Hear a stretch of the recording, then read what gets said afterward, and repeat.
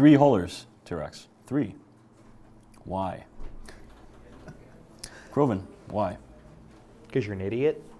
Oh. Oh, that wasn't very nice. It wasn't a very good choice, was it, really? No, I mean, in fairness, I love T-Rex. Yeah. But the thing is, like the guys were saying in the booth, haulers have utility. You can use them as anti-EWAR platforms, remote sensor boosting, remote ECCM. I can't help but wonder if at that point, though, if maybe they weren't also trying to use the haulers to contribute to some kind of EWAR, but if they were, it wasn't evident.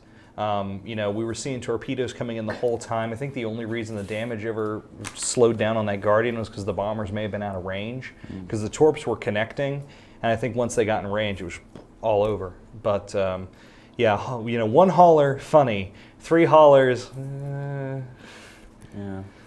Yeah, 3 haulers and no DPS makes absolutely no sense. Yeah. Yeah. I mean, even though curses are really good at several things. You get EWAR, you get to try and shut down the logistics ships with the NOS and newts, you get drones. They're not like an all-out DPS ship, but they lost 2 curses straight away. And that does that dent the setup a great deal? Yeah, I mean, I'd imagine they were depending on the curses for the DPS. I can't think, maybe they had hams on the Damnation and they were trying that. I don't know. It just seems, yeah. A ham nation. Ham Nation. Ham Nation, yeah. They dropped really fast. Were Pandemic Legion using the bombs, or was it just missiles? Bombs initially, and I think it was a really good call on their part. The curses were a little bit separated out, and when your most dangerous ship is a curse, you're playing a dangerous game. But after they blew up those 2 curses, the most dangerous ship on the field to them was a Damnation, and Ham Nation or not, it's not going to be all that dangerous to this Pandemic Legion setup. Like I was saying during the match, that Claymore, I would put money that either the Loki or the Damnation is running something to reduce the signature radius of those bombers. So, the drones from the curse would have really been their only chance to take them out. Yeah. Atropos, you're a tournament veteran now. Well, I mean, I picked the wrong team. So. Yes. Well, that's true. Don't worry, I've been picking wrong the entire 2 days. Well, they've won all their matches in the last 2 days. That's true. Wrong half. That is true. That was a very impressive team, though. I mean, straight off the bat, they essentially took away all the damage on Dystopias. I mean, okay, Dystopia, sometimes they do really well, sometimes they do not very well at all. And I mean, Pandemic Legion just completely shut them down. The second the match started, that was pretty much the decisive point. And they just need to. Yeah. Well, it's too late now, but they needed to step it up. Yeah. I love Tyrax, but it's really good to see PL just come out and just bulldoze teams again. Yeah, it really is. And I mean, we've seen other teams use bombers. We've seen other teams throw out the bombs. And each time afterwards, we've been like, why did they do that? And then PL come out and just destroy everyone. I mean, why are they doing this exactly right when everyone else seems to not really master it? PL have 5 bombers. There's critical massive damage and everything, and they're Pandemic. I mean, they're really good at what they do. Well, so it's simply a question of finding like the right balance of bombers and pilots and everything, or kind of. I mean, part of it is that it's really understanding the mechanics of how bombs work. It's not as simple as throw 5 bombs out there. Because what'll happen is if you throw 5 of 5 different, or whatever, for the 4 mixed damage types of bombs out there, and and if you don't do it at the exact same moment, they're all going to blow each other up. Well, you're never going to do it at the exact right moment. So what a lot of teams do, you have to not only coordinate your timing, but a lot of time you have to coordinate the types of bombs that you're using. I think that's why you're seeing Pandemic using 2, I think it's 2 Manticores and 2 Nemesis, because they, you want to group the damage type together as much as you can so that the bombs aren't hurting each other as much, so that they'll actually get a chance to properly explode. So by mixing that up, you can mix up the damage types of the bombs that you're using match to match, and I'm not sure on the amount of hit points. You might even be able to do it within the match. So there's a lot of coordination, yeah. Certainly. Are Pandemic Legion going to win again? I hope so. It's hard. Yeah. They certainly have a chance now after these last few performances. I fully expect you guys to pull out your crystal balls and get it right, by the way. It's hard to say no at this point, though. Yeah. I mean, they've absolutely face-rolled everyone that's been brought up against them at this point. I'm going to rub my lucky knuckle and do like that, and it goes yes. Yeah, I mean, after the first match... That is a weird talent. After the first match, everybody was kind of saying if they lost their touch, but I mean, Clearly after not. today, I don't see how you could count them out in any way. Yeah. They've got to be. I mean, if they look bad, it was probably because they wanted to look bad. To lull people like Tyrax into a full sense of security, and then just bam.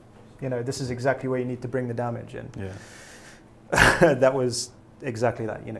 There was no way you could say that was a bad fight. No. Unless you're Tyrax. And I mean, it takes some confidence as well. I mean, first they beat Cry Havoc, and they effectively ended that match within 3 seconds. And that's against Cry Havoc, one of the best teams in the tournament. And I mean, they're still confident enough to bring the setup again. So I mean, do you think we're going to see it next round as well? I wouldn't be surprised. Is that pushing it too much? It may be pushing it just because the Bombers are very fragile. Yeah. But, I mean, it kills stuff good. What more do you want from your setup? As Kill2 said yesterday, yes, it kills stuff good. That is absolutely true. And that is what you're looking for, isn't it?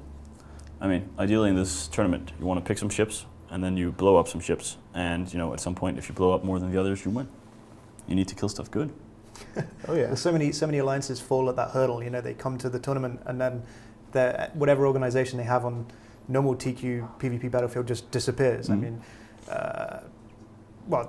there's quite a few Star Fraction. We've already lost Hun and the Ronin and Cry Havoc today. Yeah. I mean, you expect it to get tough, but that was. I mean, they're the defending champions. That was an awesome sight. Yeah. So, I think that'll go far. How about metagaming?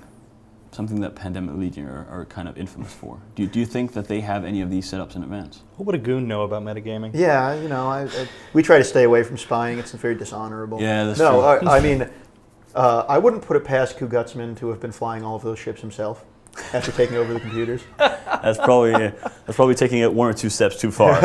But I mean, I've been asking around, and I've been talking to people, and I said, what makes Pandemic Legion special?